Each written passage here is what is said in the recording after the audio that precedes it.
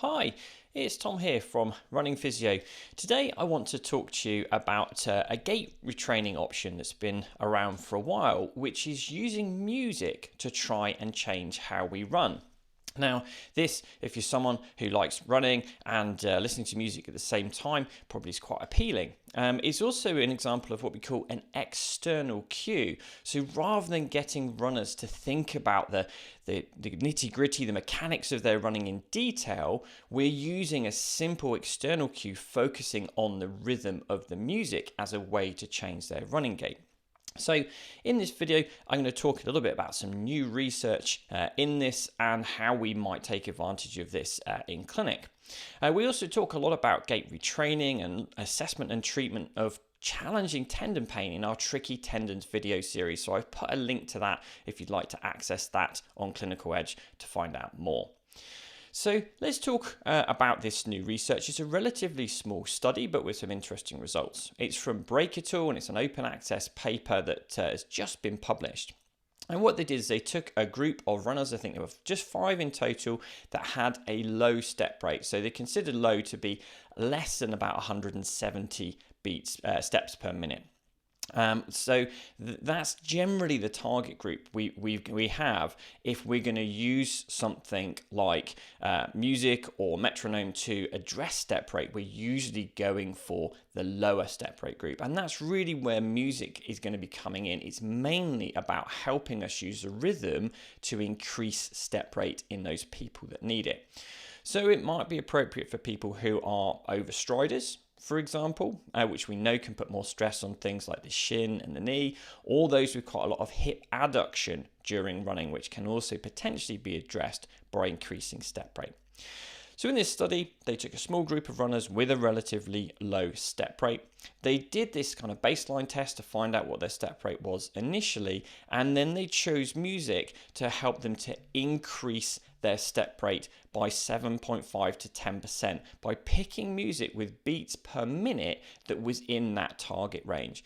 So these are the instructions that they gave out to the runners. So if you were trying to use this in clinic, they said to the runners, try to adjust your cadence to the rhythm of the music and keep the running speed roughly equal to the speed of your training sessions without music. So they're running to the beat of the music. Because those beats per minute are elevated, they're about 7.5 to 10% higher than what they would normally choose. This will then essentially cue them to increase their step rate by running to this rhythm. Now we know that when we increase step rate, sometimes we tend to run faster. So they've offset that by suggesting to people they want to try and keep their speed equal to what it would be normally. Now, then if we have a look at the results in this study, they had 8 sessions altogether of practicing this. They also had some feedback to help them to run to the rhythm of the music. They've summarized their results really nicely in this quote. So they said, this study shows that 8 running workouts with a musical rhythm that is 7.5 to 10% higher than the natural cadence leads to increases in cadence in all 5 participants by an average of 8.5%. So that's during the intervention. 3 to 5 weeks after the intervention period, this cadence remained increased by 7.9%. So it seems that practicing it during this intervention, these are 8 runs of between 5 and 10 kilometers, I think, if I'm remembering correctly from the study. Practicing these runs, listening to this music with this elevated beats per minute and running to that rhythm then resulted in an elevated step rate afterwards. So this does seem to potentially be a method that we could use as a type of external cue, getting people to run to the beat using beats per minute that's a little bit higher, as we said, 7.5 to 10% higher than their natural level, can then potentially increase the step rate.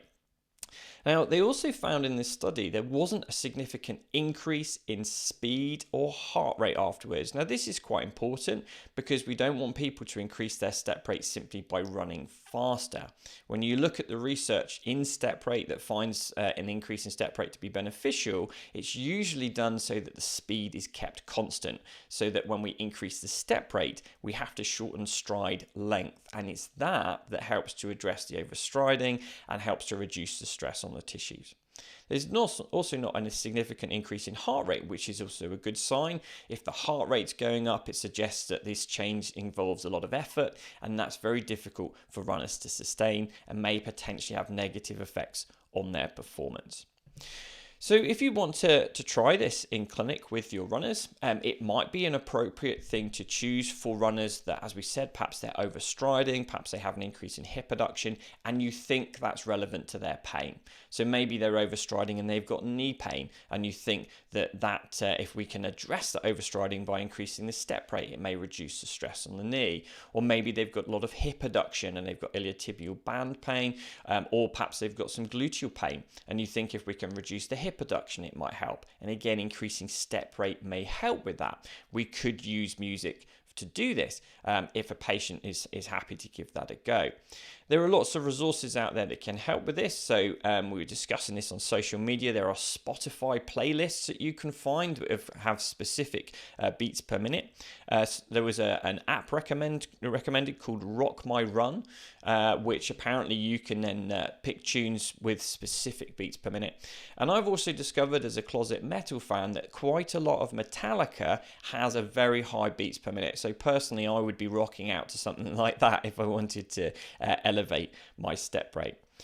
Now, what we're missing with this research is a couple of things. And this isn't a criticism of the research, but rather just to say what needs to be done next, is that this study shows we can increase step rate. Great. It doesn't show necessarily what movement pattern changes result when we're listening to music as we run. So we probably need to see what specific effects do we see for the kinematics and kinetics of running with running to this music. And also secondly, very importantly, and this is missing generally in gait retraining research, is we need to see what effect it has on people in pain.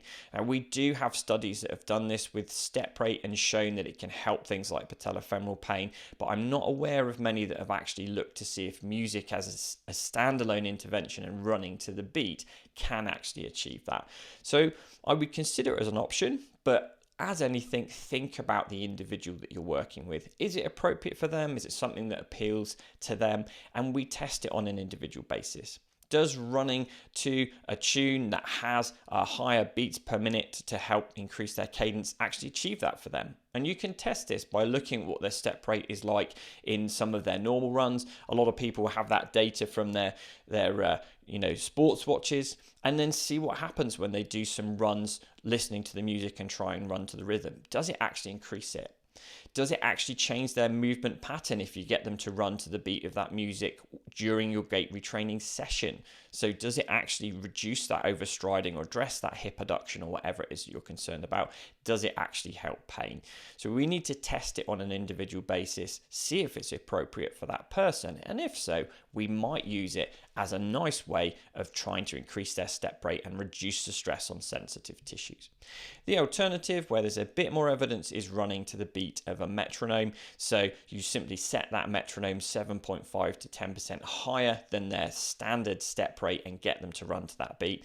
But it's not nearly as much fun as running to music that you enjoy.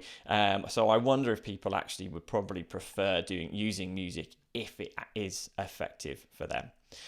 Now, outside of that, of course, we know gait retraining is only a small piece of the puzzle for running injury management. So we want to make sure we've got everything else in place. Education for the runner so they understand the condition, load management to bring the training to the right level, appropriate strength and conditioning to address their needs. Let's not put all of our eggs in a gait retraining basket, even if it is appealing, because people might want to run to music and use that way to help them. Okay, so I hope you found this useful. I'll put in the comments a link to this breaker tool study. As we say, it is a relatively small study, just 5 runners. There are other studies that have similar results. They use quite an interesting statistical method, which means that although the numbers are small, it still gives them a reasonable effect size. But we do need more research in this area to see what we find. And I'd like to hear from you. So what tune would you choose if you were trying to increase your step rate? What song would you be running to? I'd love to hear what you put in the replies there. Have we got any other closet Metallica fans out there that are going to be rocking out to something heavy? Let me know in the replies, and I look forward to speaking to you again very soon. Thanks for listening. Bye for now.